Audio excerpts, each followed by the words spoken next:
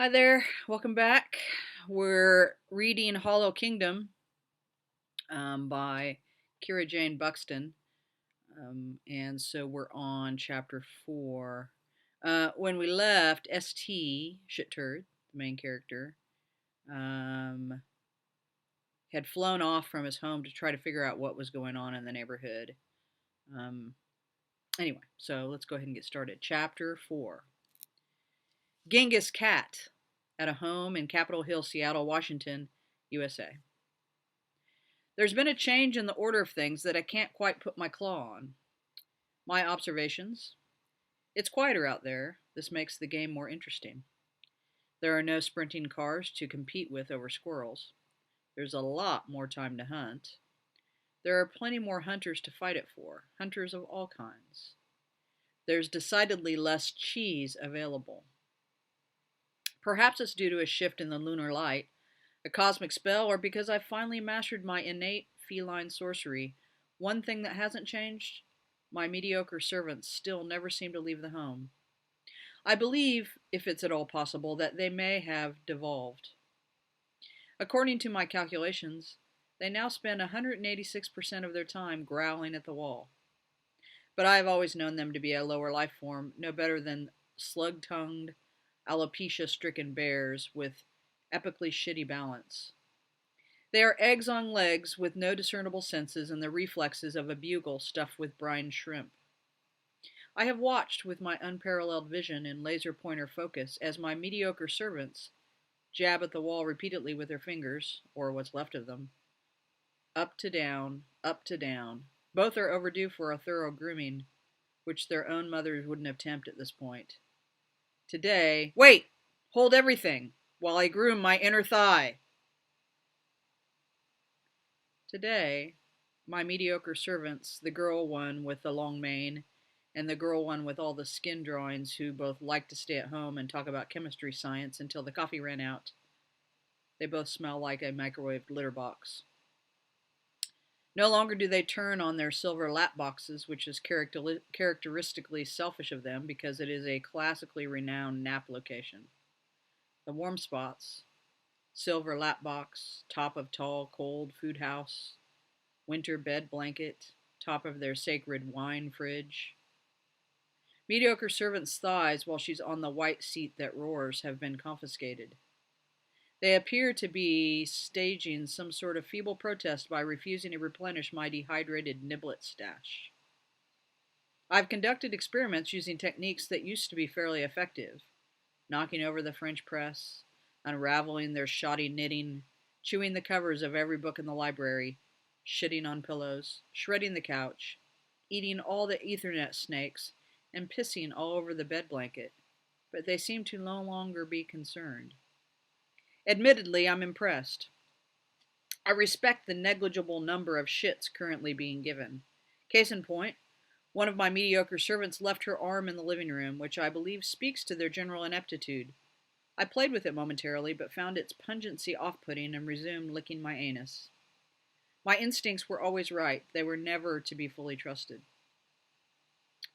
For a while, I persisted with this ill-fated relationship by bringing them mice, moles, rats, sparrows, finches, robins, wrens, and chickadees, and something new and exciting, a tuxedo-wearing bastard that called itself a Humboldt penguin, before I assassinated it. I presented these offerings to them, as always, to remind them of their inadequacy and rub my hunting prowess into their faces, those dildo-nosed potatoes. But I am not an unreasonable creature. I also share my offerings to ensure the thighs of my mediocre servants are adequately padded for my sitting pleasure. When I offered up the black and white eggplant of a bird, which was heavy as fuck, by the way, the mediocre servant with the skin drawings tried to bite me. Ochre, nubby fangs narrowly missing my tail. I did what was necessary, bent her back, severing a finger. Then I attempted to bury it in the carpet by covering it up with a rogue turd. I will no longer bring them offerings, exotic or otherwise. I will not grace them with my presence. Should have known it was all over with when they stopped summoning the requisite number of boxes from the Amazon for me to cavort in. No, I made my decision to leave the home. It's true that I shall miss the toasty laps and the dehydrated fish blobs and ambushing their bulbous toes under the bed blanket, and how they used to worship me. Most especially, I will miss the cheese, but not as much as they will miss me. I am incredible. So once I'd systematically eaten all the contents of aquarium, I left through the flap of cat to the great outside, never to return to the home. Besides, I'd yarfed on every square inch of the place. There was nothing more to decorate. Before I left, I made sure I'd unrolled all the toilet paper. Life on the outside is unpredictable, requiring vigilance and innate brilliance, both qualities I possess in numbers higher than I can count. I hunt and prowl and observe and fuck with shit. Also, my collection is growing. So far, I have infiltrated 400 homes and pillaged every sock I can find. I cannot explain my fascination with these delightful foot blankets. I can only tell you that it pleases me to carry them around while yowling like my fur is on fire. Something of interest. Yesterday I was minding my own highly important business around one of the territories, my newly acquired mosque. It's enormous and gold, sublimely spiritual, with rainbow windows that let those rascally light beams in. I was busy chasing a light beam that had no business running up my damn wall when, out of nowhere, this asshole walks in. To my mosque. My urine smells stronger than hydrofluoric acid. I'm not sure how my territory could be made any clearer. Who doesn't respect boundaries like that? You know who? A gigantic, proliferous orange, that's who. He just waltzes in like some big shot.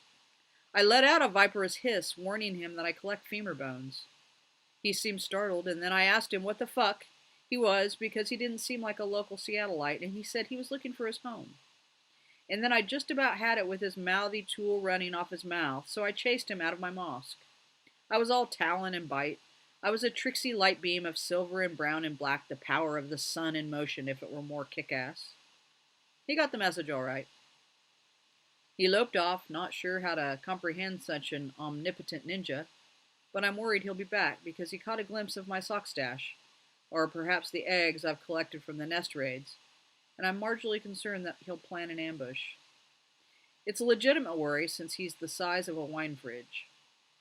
I can't complain. I'm living the good life. I've hunted and pillaged and fathered 130 kittens that I know of, with 26 different mousers, and none of this shit interferes with my 16 hours of daily sleep. You can fuck off now. I have nothing more to say to you. Well, there you go. That's Genghis the cat telling us what is going on. All right, see you next time for Chapter 5.